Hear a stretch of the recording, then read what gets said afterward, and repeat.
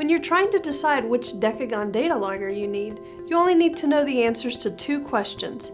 How often do you want to look at the data, and how far do you want to go to get it? All of our data loggers are plug and play. You don't have to program the logger to read the sensors, so you don't need any special skills, and you can get those loggers set up and recording data in just a few minutes. Now let's look at the differences and what they mean for viewing your data. If you're only looking at your data once a season, go with our standard Em50 data logger. You need a physical connection to this logger to download the data, so data retrieval can be a bit of a hassle. But it will monitor up to 5 Decagon sensors for over a year on 5 AA batteries, and its rugged, weatherproof case makes it ready for almost any environment. If you need to view your data more than once a season, say every day or every week, you have two options for wireless data retrieval. If your sites are within a mile of your computer, choose the Em50R. The Em50R transmits data to a central data station using a high-power, long-distance 900 MHz radio signal.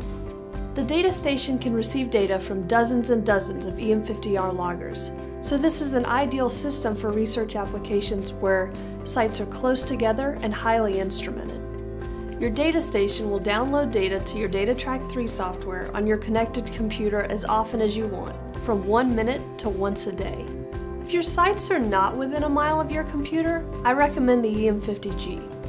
The Em50G uses an internal cell modem to automatically send data to an internet server as frequently as every 15 minutes. You can access your data from anywhere that has an internet connection. Many of our customers use the Em50G to monitor their remote sites and get data in near real time.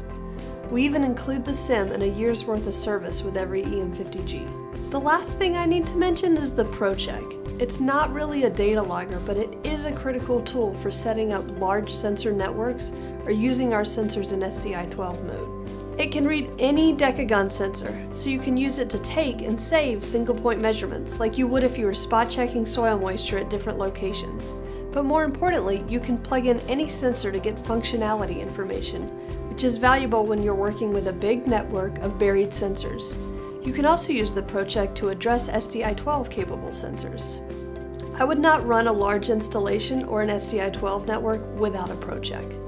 You'll find more information about each of these loggers on their individual product pages or in our feature comparison chart.